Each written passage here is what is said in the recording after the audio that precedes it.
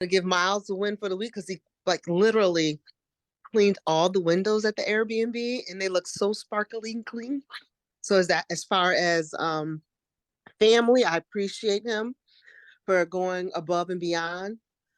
Um, as far as faith, all of my children, my daughters, we all came to church and where we decided that we were going to make a habit of trying to be on time.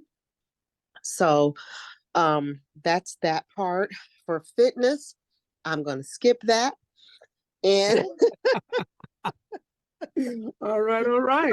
no, I shouldn't say that because today I ate well. Miles has really helped our family become very healthy eaters.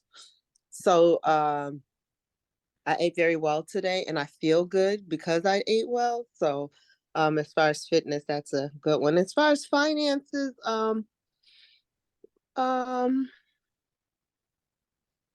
nothing really with finances outside of we're looking forward to making money Yep. very soon. Like the 14th is our first booking. So we're really excited and nervous at the same time. Yep. So that's it for me. Amen. Amen. Anyone else want to share out their wins for the week?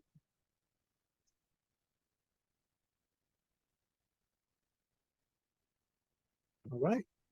All right. So for myself, my faith, as you guys know, I started a 6 a.m. prayer call. And for those that don't know the backstory, we had a gentleman on one of our earlier podcasts. I believe it was podcast 3, named Avery Williamson. And he actually is in North Carolina. Him and OC went to high school together.